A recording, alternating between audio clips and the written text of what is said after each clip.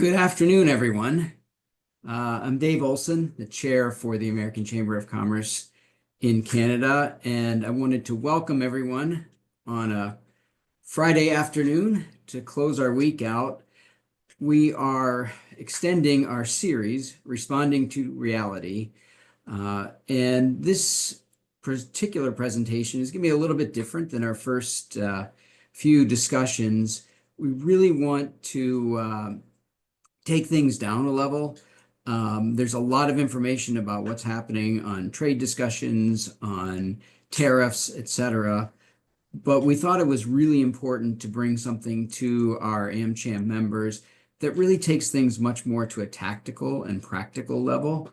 Will give us the opportunity to go through and see what's happening, the ways that you can help manage and mitigate the tariffs, and understanding how they're calculated on a very detailed level. So today we've got a great panel, as always. We actually have four other panelists joining me. We have Anna Barrera from UPS, who's going to talk through UPS, what they're seeing and how they're helping advise and counsel their clients through all of the changes. We also have Mike Carroll from Canusa Logistics. Mike's a longtime AmCham member, and he's really going to get us into a tactical discussion of a few case studies. Then we'll bring back an old favorite in Dan Utso from Thompson Hine to really talk through things at a little bit of a higher level on where things stand and how the calculations work. And then finally, we're pleased to be joined today by Brad Harker from the U.S. Commercial Service in Toronto to talk through some resources that they have available to assist Canadian companies and an upcoming event in Washington, D.C. So without further ado, Anna, I believe you're there. I'm going to hand the floor over to you. I know you've got a few slides to cover and get things kicked off and running. Welcome. I think you're on mute, Anna. Great, thank you. There you go. Can everybody see my slides? Yep, Perfect. got them. Great. Good afternoon, everyone, and thank you, Dave, and thank you to AmCham for putting together this webinar and inviting me to participate. So as Dave mentioned, I'm Ana Barrera. I am the Director of Public Affairs for UPS Canada. I will be touching on a few things today, three main things. So I will be touching on some key steps importers can take during these changing times, as you can see in my slide. I will also be providing a quick summary of the Canada-US-Mexico Agreement, also known as CUSMA, and I will be providing an overview on the CVSA CARM program and how the changes in this program could impact Canadian importers.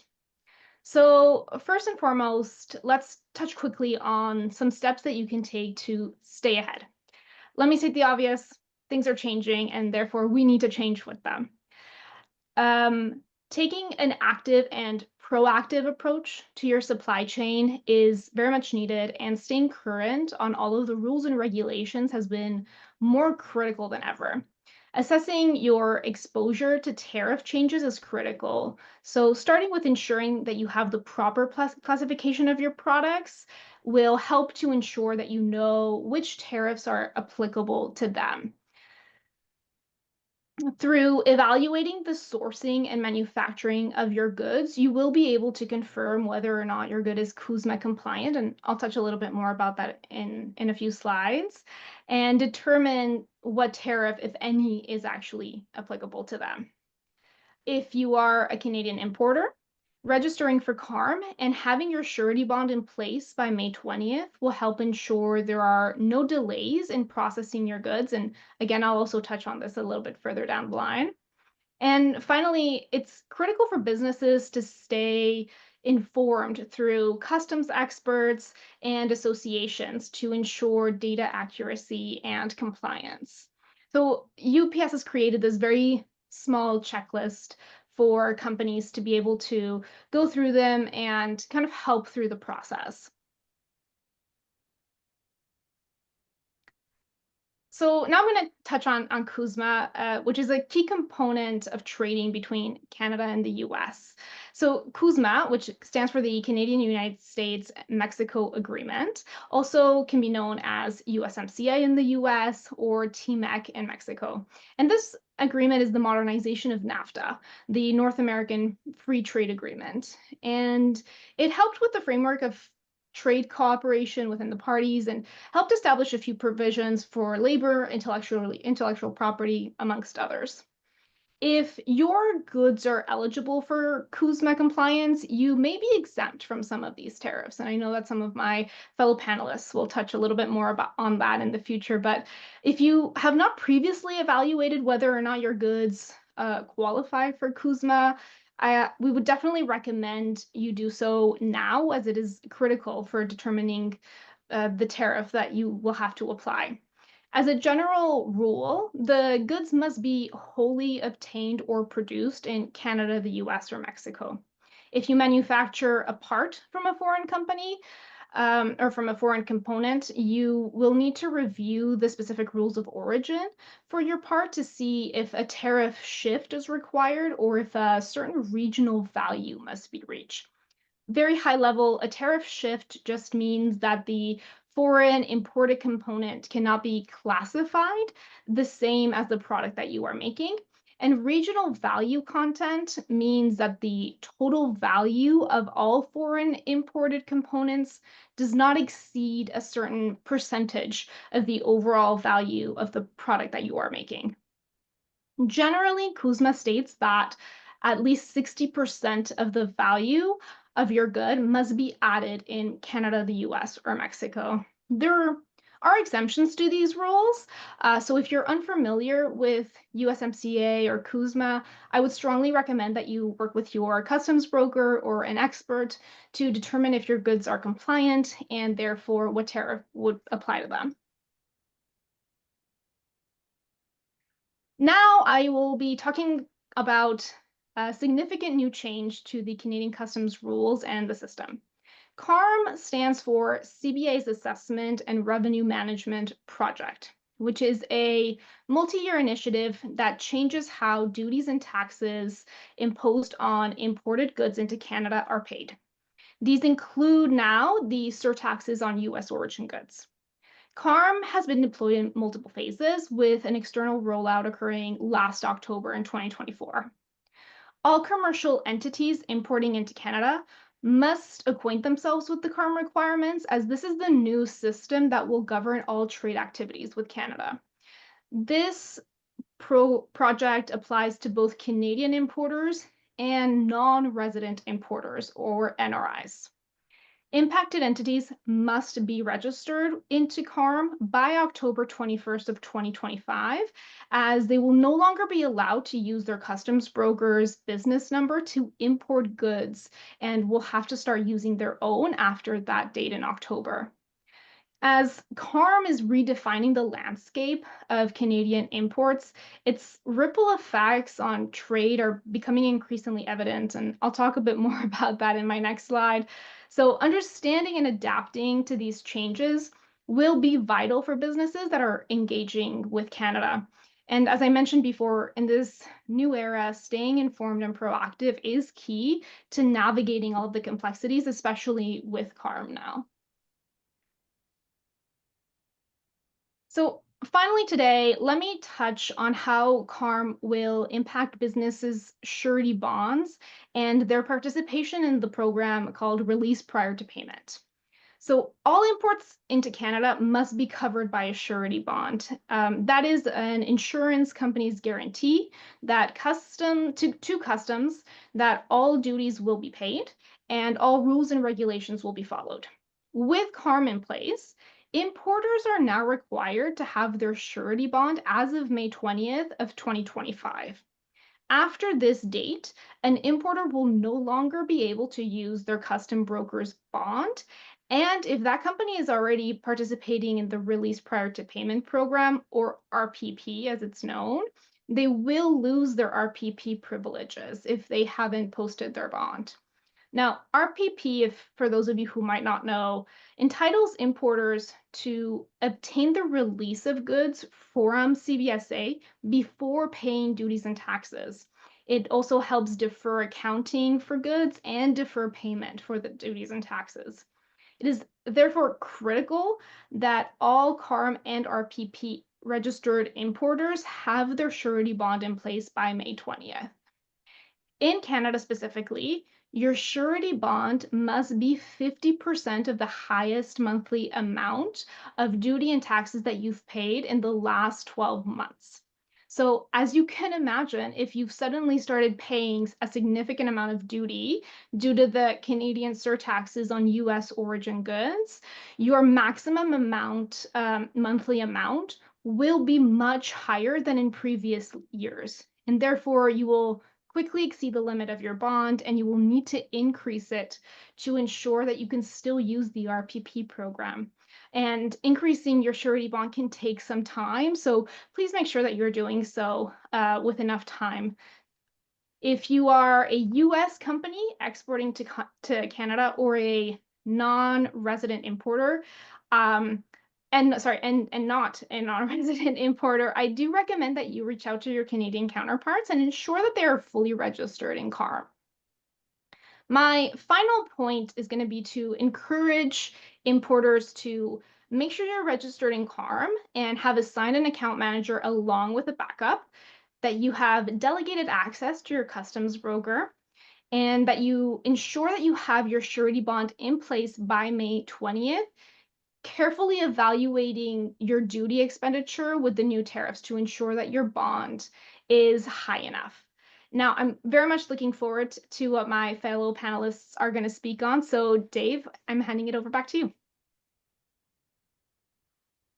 Great. Thank you so much, Anna. Lots and lots of information, very valuable information. And just one thing, we actually got a question in the chat on this. We will send these presentations out afterwards. There's just a ton of really important information, so we want to share that with the group following the conclusion of today's webinar.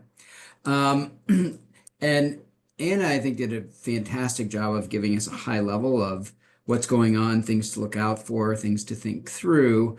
And now I'm going to turn things over to Mike Carroll. Mike is going to give us really a walkthrough of a few scenarios so we can put all of these concepts into practice with real life scenarios that we see on a day in, day out basis.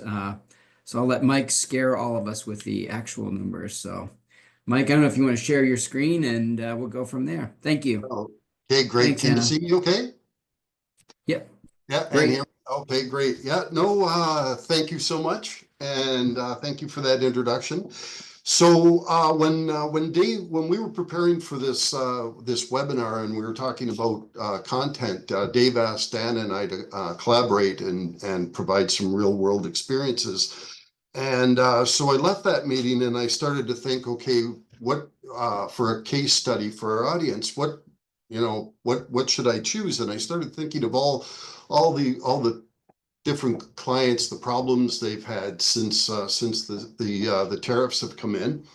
And I was thinking, well, who could I talk about? Who would be who should I pick? And I thought, well, I've got this manufacturer, a U.S. company in the Midwestern United States that makes commercial ovens.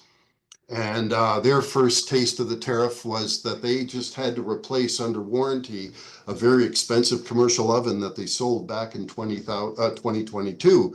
And so now the cost to them to cross those goods into Canada with the surtax that Canada imposed in retaliation of the tariffs was $8,000. So I could have talked about that. And then I could have talked about this client we have in Scarborough, Ontario, that's a manufacturer, and they have a manufacturing subplant in the United States. And so they do coating in Canada, they do assembly in the United States, and they have some imported steel from Europe, some steel comes up from the United States, and they make hatches and things for US military warships. And so they have sometimes the same part might cross the border 3 or 4 times as it's being assembled and then coated and back. So I could have talked about them, and the result of that was they had to pull their U.S. assembly out of the United States, move it back to Canada temporarily, do all the work up here, and then finalize the product and send it back to the U.S. for quality control.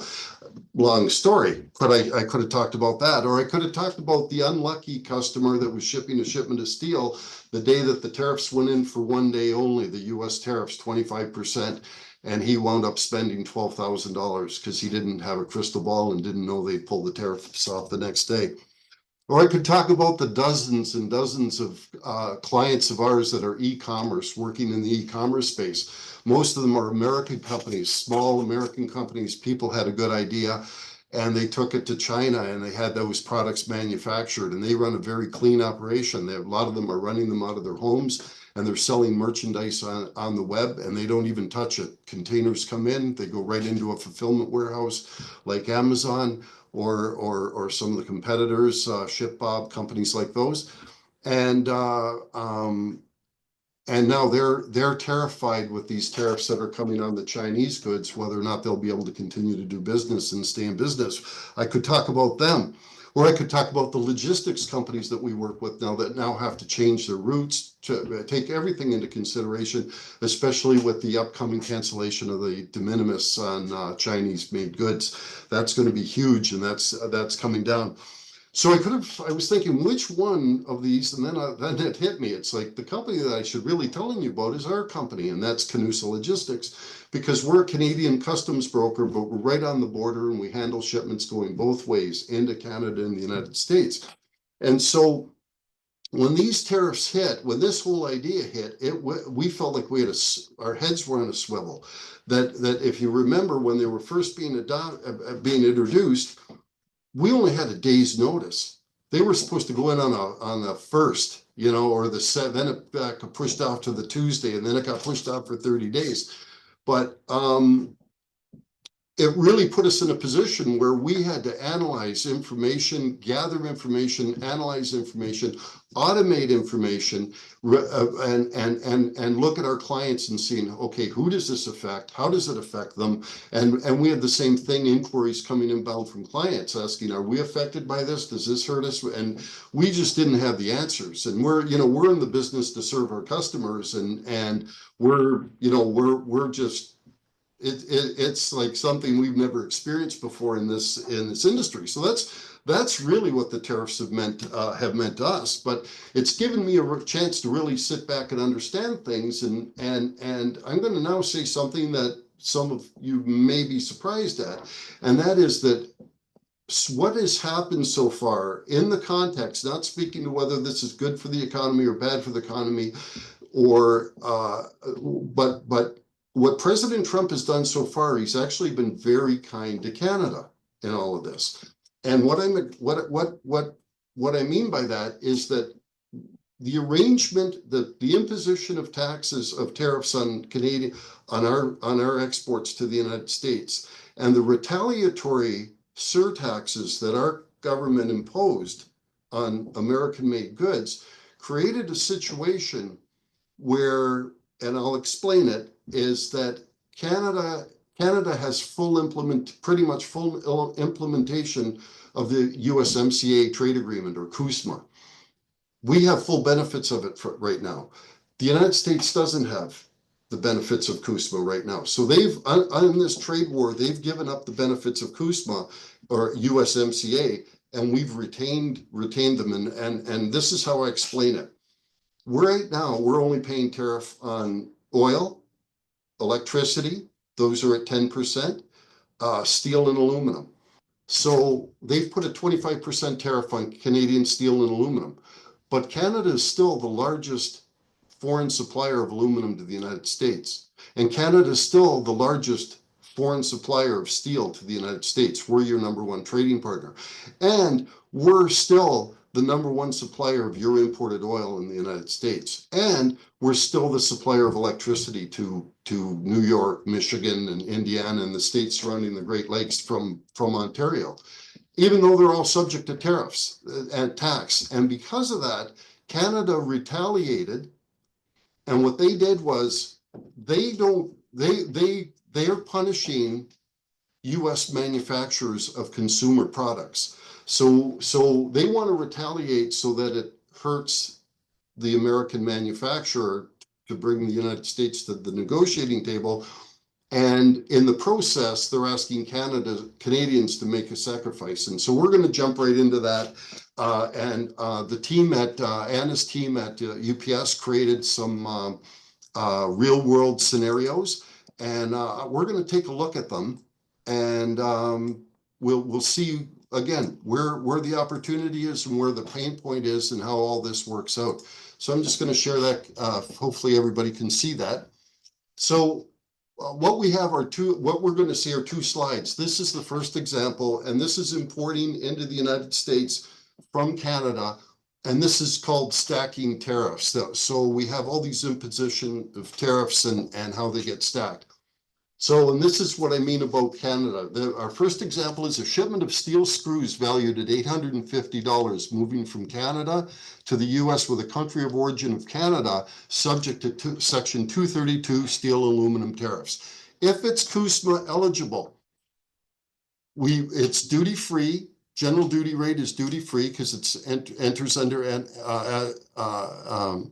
USMCA. Section 232 tariffs, $212.50.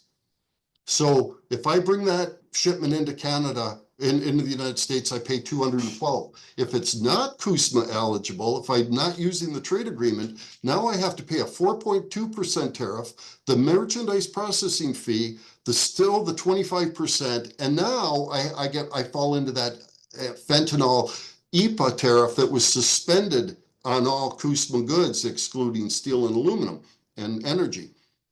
So now the difference is where the CUSMA has the benefit is we're only paying $212 in tariffs instead of $493. Now, here's the other thing. If I take those steel screws and I'm a manufacturer in Canada, I can go to the guy that I'm going to manufacture for, and I'm going to say, okay, right now, if I ship these screws to you, you have to pay $212.50.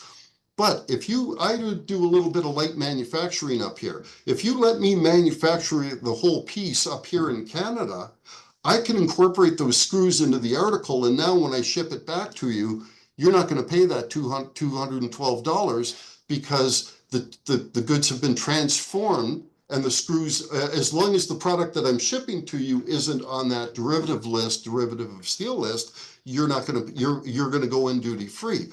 So there's an advantage for Canadian manufacturing.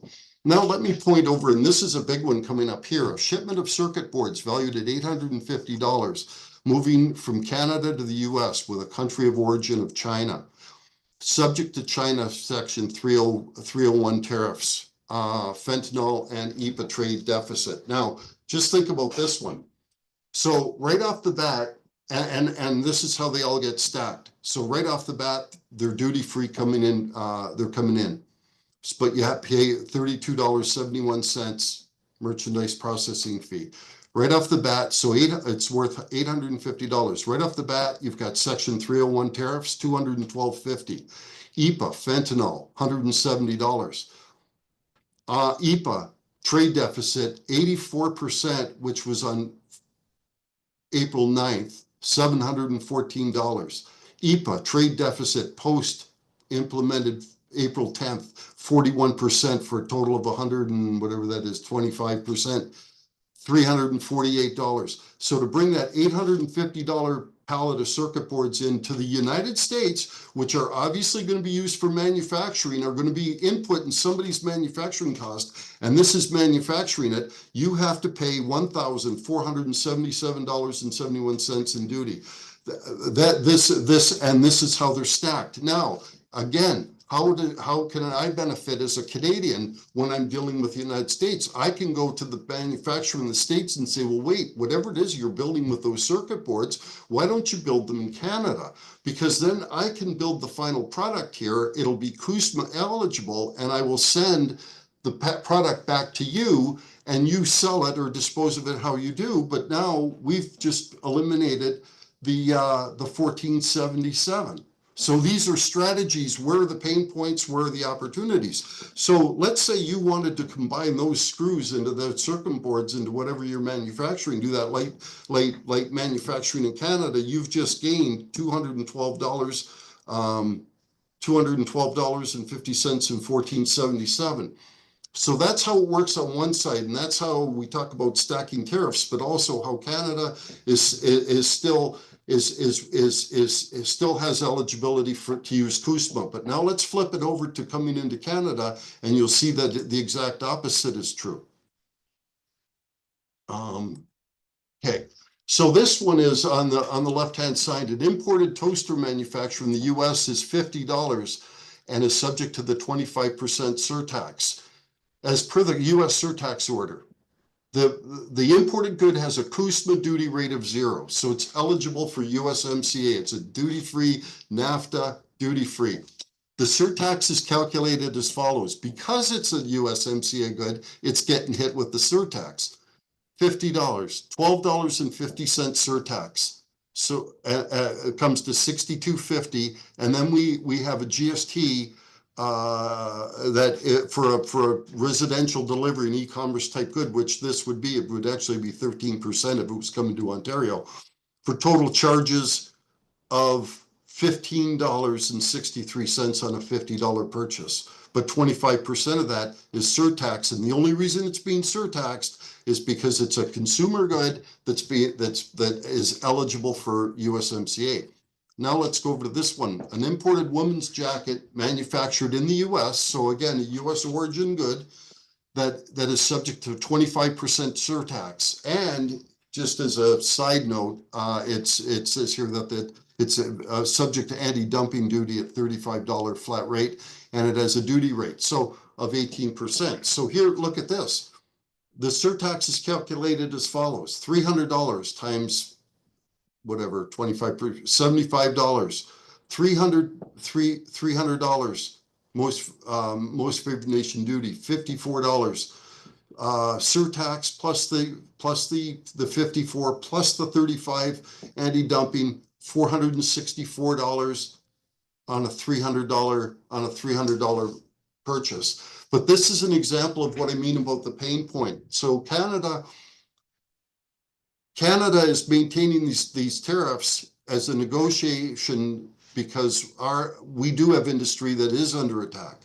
I don't think our steel making industry or our aluminum maybe, but certainly our automotive is under pressure, and automotive companies are in pressure, and our dairy and our quotas and quota system still wants to be protected. So Canada needs some bargaining tools to be able to negotiate a good deal with the United States, and that's what I think this is all about. So that's just kind of how I see things now, and looking at it. And one thing that I could, one promise on closing here that I can make to your audience is that when all of this is negotiated, I'm just going to digress for a second. A big date is May 2nd, because that's when the de minimis is killed for Chinese e-commerce goods, and so we say we're at the front lines. Anna and her team over at UPS, they're in the center of the storm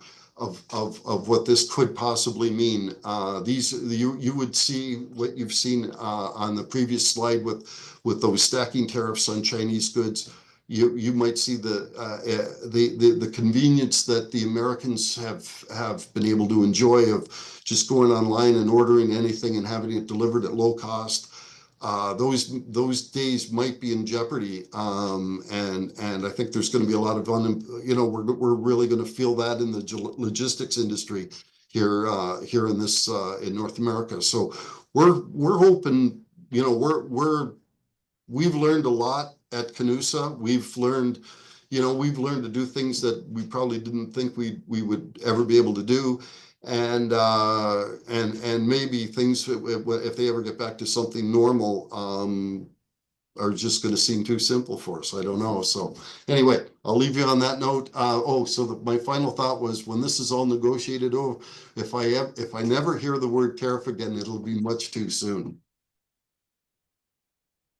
Thanks, Mike. I think after going through those math equations, my calculus days are giving me nightmares. The math is getting huge. So thanks for that, and thanks for kind of walking through this kind of at a brass tacks level so that we can really understand what the impacts are. And it's also important to think of the impacts both ways for importers and exporters.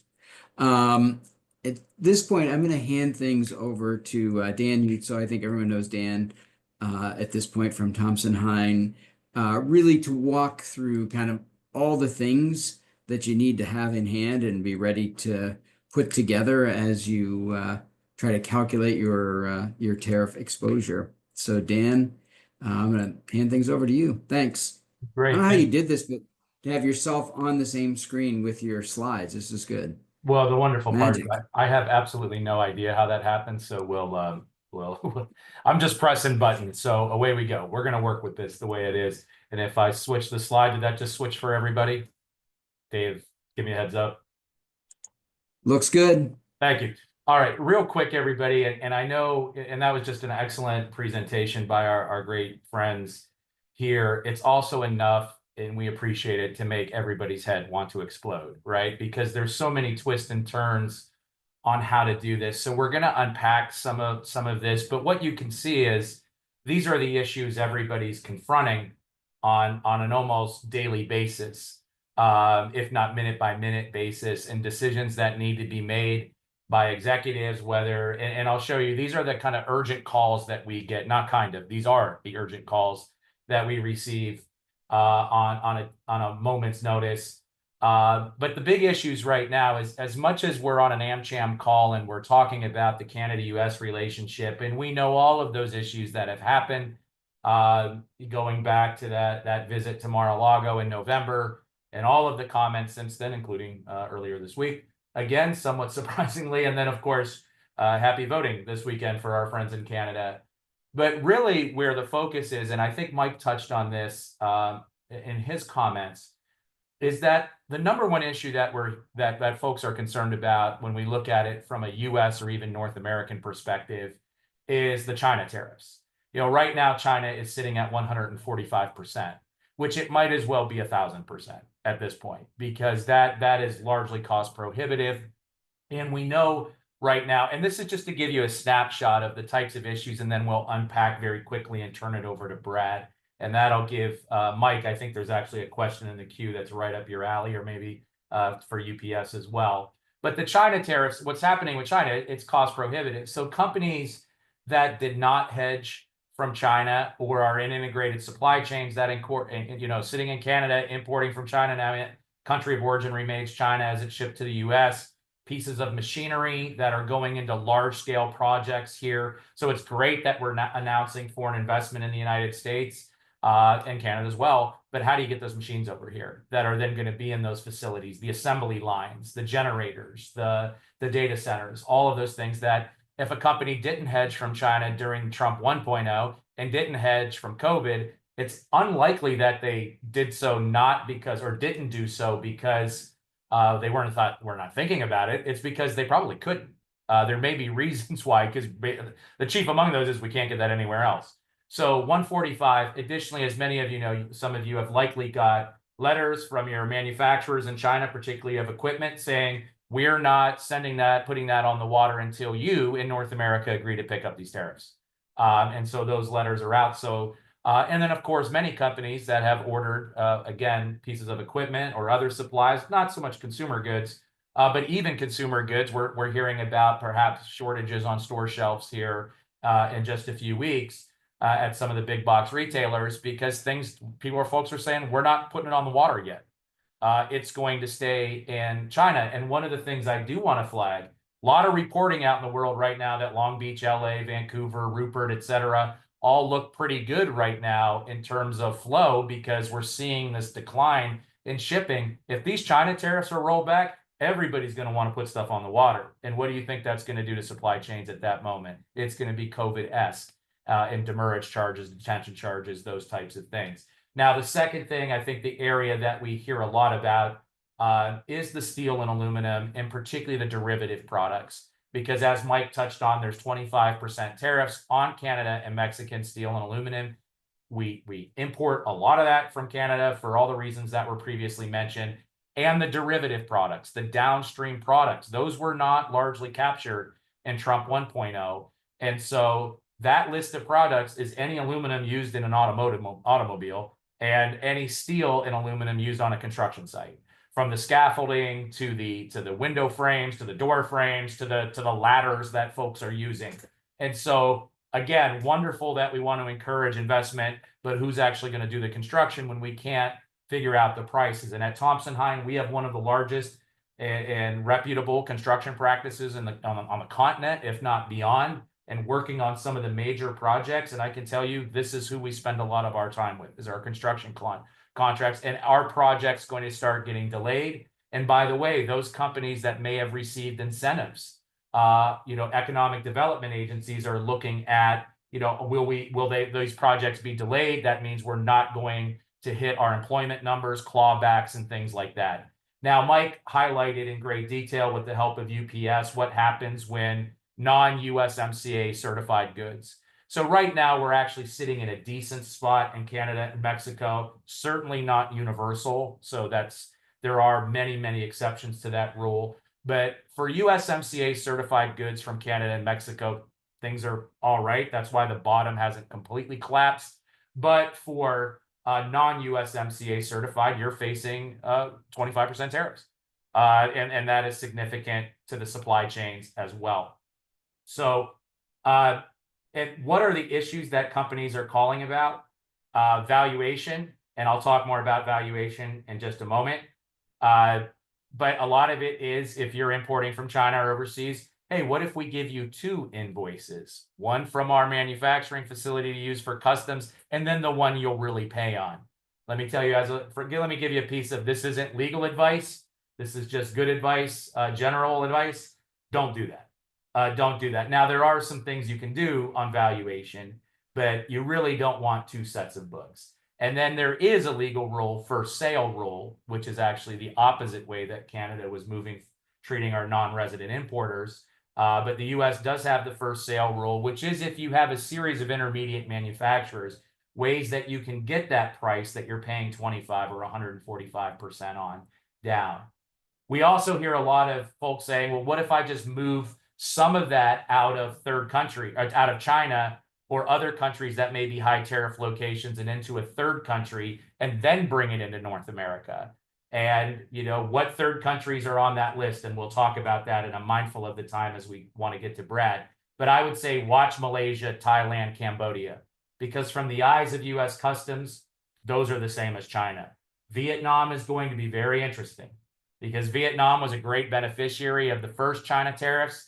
But what we'll see is, and we'll likely see them cut a deal here pretty quick with the United States. So is the US going to kind of recognize that there's still a lot of Chinese product? I think about 80 to 85% of Vietnam's trade, maybe a little less now, is basically with China. And those countries will have to make a choice. And then, of course, a lot of companies are calling USMCA certification. I would say the average is Canada exports to the United States were roughly about 60% USMCA certified or USMCA eligible, USMCA covered, that magic language. Prior to this, I would say by the time all is said and done, that'll be about 80%. I'm just ballparking it. But I can tell you a lot of that has been in the energy sector for the reasons that were mentioned earlier, or companies that were frankly at low tariffs, 0 tariffs, that didn't go through the process of USMCA and now are actually spending the time to do so. I would say particularly food manufacturing is an area where we're seeing a lot of that happen. And then everybody's reviewing their contracts. Just as a general rule, I mean, we keep up to the minute data on cases on contractual language. Frankly, it's still pretty early to see a lot of case law on this, but typically tariffs are not covered by force majeure, government action, taxes. Now, there are ways to draft those clauses in a way that they would, but taxes standing alone, fees typically doesn't cover tariffs and duties. Again, there may be language in your agreement. It's a very fact specific, so the language controls, but where we often see that it may control is on the shipping delivery terms. So if your contract has, pickup, delivery, title transfer, risk of loss, etc., and the FOB, FCA, exports, etc., at the shipper's dock, well, then the buyers and the importer is usually responsible for those duties, and that's before we even get to importer of record. So again, this would be the time, and in Canada, US, this is very, very common that people have not allocated the tariff risk because we largely are in a duty-free environment. So people's contracts aren't always written as international contracts and things of that nature. Now, moving at the quick step, here's the summary. This has already been covered, but I know heads were spinning a little bit as we went through the examples. And just to zoom back out for, we have 20% tariffs on China. We got 25% on anything from Canada and Mexico except energy and potash. That's 10%. But if it's US certified, it's 0. Steel and aluminum, 25. And you only pay that on the steel and aluminum. There is no USMCA exemption for steel and aluminum derivatives. That's the problem. And you get into these bizarre examples where right now, if you were going to import direct from China into the United States, you could that's going to hit you at 145. But if I take the same steel and aluminum or derivative product from China and run that into Mexico and do some transformative activity, get it USMCA certified, you could end up paying 0% duties on it. So you really get into a weird situation. So somebody can import right now brake parts, and they would be subject to the 25% steel and aluminum derivatives or something made of steel and aluminum, and import that into the United States directly, and they would not get hit with 145% duty because these are steel and aluminum trumps the China tariff. So it's kind of, you get into some really weird. Happy to talk about that during the Q&A. I don't want to talk about too much on the automotive side. I know we have automotive companies. Automotive final assembled vehicles at 25%. There are very active discussions underway on what that's going to look like very soon. And we are optimistic that there will potentially be a deal on automotive parts in pretty much short order. And so I don't, again, the tariffs are what they are as listed here, but I think keep tuned with that, notwithstanding what the president said earlier this week. And of course, as was indicated, all products have a baseline tariff of 10% unless they are subject to the tariffs that are listed on the sheet, basically everything that we just talked about. And that would include some things from Russia, North Korea. Everybody went bananas, like, why is Russia exempted? Because it's really, really hard to import stuff from Russia already. But we have some limited product exclusions that I'll talk about. And then, of course, there were some exceptions for things on the water. And interestingly, one of the potential tariff mitigation strategy is if the good is 20% US content and has at least, so if it has 20% domestic content, then you will only pay tariffs on the remaining 80%. And so what that's there for is that would encourage you to increase that amount of US content to do that valuation piece as well. So there is theoretically a plan here, but right now, every good actually that enters the United States has to be entered first with a 10% tariff, and then you have to plug in the exemptions. The country-specific tariffs, the big numbers that the president had on his little spreadsheet, including on this chart with the potentially the penguins, those are all suspended until July. So how does it work? Basically, what you do is you start with any of your general duty rates, so any tariffs that typically would apply outside of these times in which we live. Anything old, and this really hits the China goods, so anti-dumping, countervailing duties. Then you add the new China 20%, and then you go through and say, are any of those tariffs that I just mentioned on there? And if they are, then you exclude those. So they wouldn't get hit with the new 10% or the country specific. So basically they don't stack except for that China 20%. Are there column 2, the Korea, North Korea stuff? Don't worry about that. And then that 20%, what I said. And then if none of that, what I just said applies, you add the 10% baseline and then later the 20% country specific. So you're either in one of those baskets of tariffs that I just mentioned, you're paying that, or you're paying 10% unless it's China and you're paying $1.45 plus any of the old stuff. Everybody's focused on the exemptions in the sectoral annex. Energy and energy resources, potash, bullion are the only things that are truly exempted. Everything else on that list in Annex 2, if you want to know what tariffs are coming, they're on that list, but they're not going to be these IEEPA tariffs. These are going to be Section 232 national security tariffs. So everybody got really excited about, oh, semiconductors, electronics aren't on the list. They were exempted. No, they're not. They're just going to get a new basket of tariffs. And this list of tariffs will likely be on forever, while the other ones are basically negotiated. So what do you need to know as a company? And I'll just wrap up here. You know, anything that we need to do, we need your customs classification codes, your country of origin, and valuation. And our friends from UPS talked at the beginning about how to get into HTS codes and country of origin, but it really comes down to substantial transformation. So if you call us and ask for the analysis, what we need is to see your bill of materials, and we need to see the process of your manufacturing. And then we can maybe see, let's get this out of China, let's get it somewhere else. Valuation is perhaps the best mitigation strategy right now, is to lower that amount where you're paying tariffs. Transaction value is the price actually paid or payable, and it includes all of these things listed right here. So all of this needs to be included in your valuation, but you can back out certain charges. And a lot of that is transportation costs you can back out. So a lot of companies were just using their invoice. Well, take a look at your commercial invoice. What's in there? And a great example is equipment that comes over. Oftentimes, anything that's done post-importation, the erection, the manufacturing, the installation, the training, the repairs, maintenance, etc. You can back out all of those costs in the list here, and you can back out the cost of the duties themselves. So it's a good time to look at your valuation, and the way to do this is really when you're doing related parties using transfer pricing and things like that. But all of that needs to be done in collaboration with your legal and tax advisors. So what's the end game here? Rebalancing trade. All of those products that I mentioned earlier, and you can see them listed here, this is where these will be almost permanent tariffs, or we will be setting up managed trade through quotas or other mechanisms. These are the real targets. The reciprocal tariffs, those big numbers for the country, we're making deals right now between now and July. And then the question is whether that 10% will stay. The retaliation, the question is what retaliation is going to happen. Everybody's now kind of backed off, including Canada, some of the retaliation. And then right now, the next month in the United States, it's going to be all about the tax bill, the reconciliation bill due at the end of May, and then how will the public react? So what does July look like? I've either said this thing will work spectacularly well or it's spectacularly going to fail. The good news scenario is if we get some quick deals done with Vietnam, Israel, UK, Japan. USMCA, we don't think the USMCA consultations are going to start for a few months.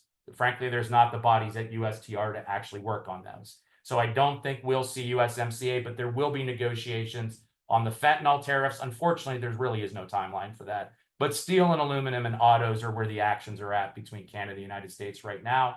Larger deals, EU, India, probably Japan are going to take more time. But what we may see is, hey, we're negotiating and we may get there. So July, we can back off on some of those big tariffs. But the price to admission to getting a deal is that every country is going to have to agree to put some type of tariff mechanism on China. So you don't get to just say ally shoring or friend shoring anymore. You have to do it. And I can tell you that's going to be a tough question for Mexico, Vietnam, countries like that. The European Union is going to have a tough decision to make on that. And if you don't do it, the US isn't going to do a deal with you because they don't want to do a trade deal with you and then allow China to use it as a backdoor. The real question here is whether those 10% baseline tariffs exist after July. My view is that we will see some type of global tariff. It won't be, we will not have tariff-free trade. Maybe between Canada and the US and Mexico and the US. But between the rest of the world, we will likely be looking at some kind of baseline at 2.5% to 5% would be my guess, because we have to generate revenue and we'll see all kinds of domestic production. We'll cut some deal on China, or this whole damn thing's going to fall apart. Countries will say, no, we're not negotiating. We're not doing that with China. The president gets frustrated. He blows up USMCA. He puts more tariffs. The big, beautiful bill that's our tax bill stalls next month, which I give that 50-50. We don't know what the investment climate is. Everybody sits on their hands and countries start doing deals separately with China. And then we have a big mess on our hands. Probably should end on a positive note, but I should have maybe taken those in reverse order. But I'll stop right there. And the positive note that I will is turn it over to our great friends at the U.S. Consulate and Dave, who are here to help. Thank you. Great. Thanks, Dan. We're going to hand things over to Brad Harker, who leads our U.S. Commercial Service team here in Toronto. Brad, the floor is yours. Great. Kim, can you pull my presentation up? Got it. It's up. Okay. So again, my name is Brad Harker. I'm I head the U.S. Commercial Service office here in Toronto, and basically the discussions that we've have been having with Canadian companies, as you can imagine, are multifold. A lot of discussion on working with Canadian CEOs to get a lot more granularity on what are the imports of American goods and services that are going into their products that are manufactured in Canada, and really also trying to get a lot more granularity about the investments that Canadian companies already have in the United States, and then using that as a baseline for engaging really from the soup to nuts, from the mayor up to the governor, the senators, and the like, to be able to provide a lot more granularity of the investments that Canadian companies already have in the United States and the jobs that are already being supported by those investments. So what I'm going to talk a little bit about today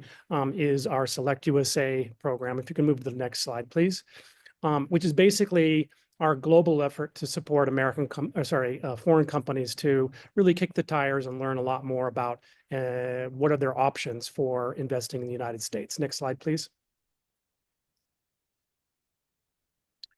Next slide, please.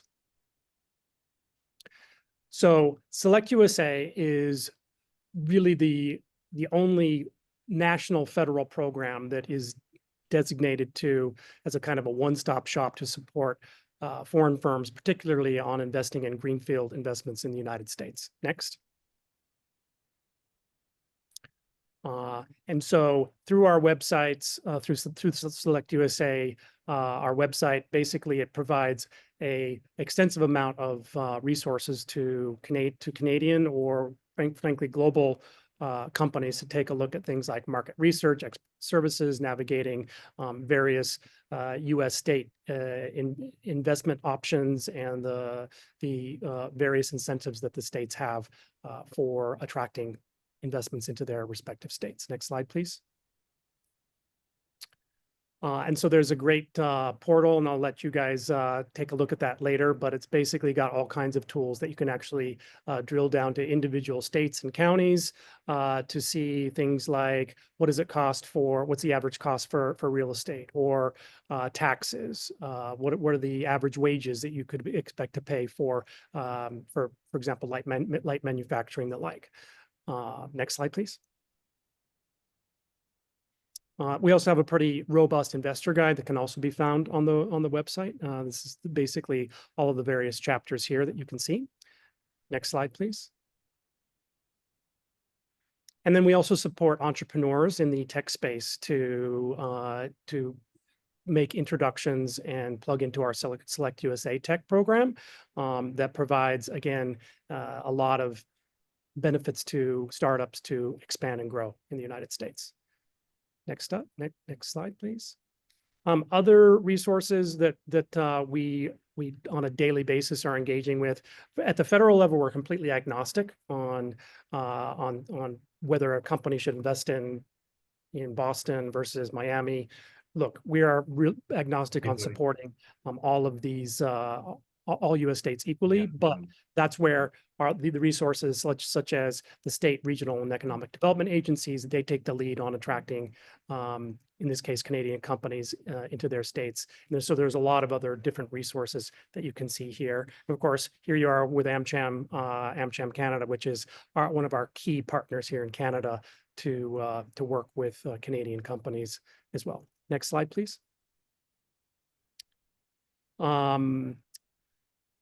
Next slide, please. And these are a couple of the other upcoming events that we have as well. And then I did want to highlight, and I think we accidentally slipped over the slide, but go ahead to the next slide, please, is the Investment Summit. And so this is our largest annual meeting where we bring in roughly 5,000 foreign firms that come to the United States, to Washington, D.C., to meet with all 50 states that have their individual from the state level down to the municipal level, their economic development authorities to basically meet one-on-one with foreign companies, in this case, Canadian companies that want to learn more about investing or expanding operations into an individual state. Next slide, please.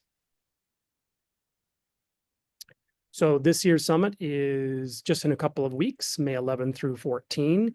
We are currently actively recruiting the Canadian cohort, the delegation. We're expecting roughly 50 to 60 Canadian firms to join us this year. Roughly 40 of those will be manufacturing, and then a cohort of startups and then service providers as well.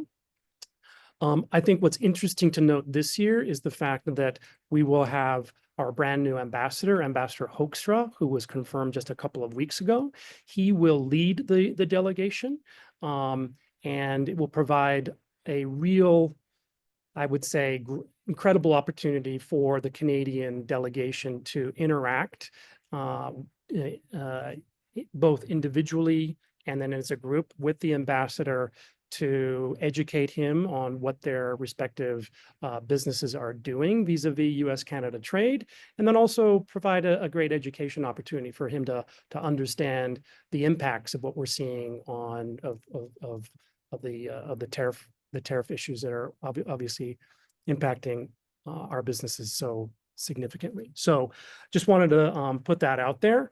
The agenda, go ahead to the next slide, sorry. Yeah, the agenda is here. So it starts on May 11th, Sunday, goes through May the 14th on Wednesday. And so it has two parts. You have a trade show component, which is like you would see at PDAC, except each individual state has their booth with their relative, their economic development authorities and the like that will be there. And then you basically have a series of panels and breakout sessions where companies can get a lot more granularity on all of the ins and outs of opening an investment in the United States. And so that's, again, May 11 through 14. On the evening of the 12th, we will have a large reception for the Canadian delegation. This will be at the Gaylord Hotel at National Harbor, which is about a 15-minute drive from downtown Washington. We have preliminary indications that Governor Whitmer will join us for that reception as well. So we do, again, expect a lot of attention to the Canadian delegation. We're certainly going to be doing our very best to make meetings with decision makers for the Canadian cohort to be able to learn more about, again, individual states of what the opportunities are, but also with administration officials to get a little bit more granularity and understanding and connections with those respective agencies. Next slide, please. So again, I mentioned it's about a 15-minute drive from downtown Washington in National Harbor at the Gaylord Hotel, a massive hotel that's perfect for the type of summit that we're going to be pulling together for again, as I mentioned, roughly 5,000 foreign firms coming in from all over the world. Next slide, please. So here's the investment summit rate, which if you're a startup, it's a little bit less for the Select USA tech companies versus the regular rate for the regular cohort. Next slide. Yeah, with that, I think I'm going to hand it back to Dave, and we can open it up to the broader participants to open it up for questions. So again, thanks for joining us today, and look forward to seeing you either in Toronto or in Washington. Great. Thanks, Brad. Appreciate that. And we're all looking forward to the summit here in a couple of weeks. So please do join us. It looks like we put the link into the chat there if anyone who wants to join. I think we are up against time here. Thank you again for dialing in this afternoon. Nothing better to do but talk trade and tariffs at 3 o'clock on a Friday afternoon. But we appreciate you guys joining us. We will share the slides and materials with the entire group for your learning. And again, we appreciate any feedback that you've got along the way on how to make these sessions as valuable as we can. We had great attendance today. We appreciate everyone joining us, and have a great weekend. Thank you.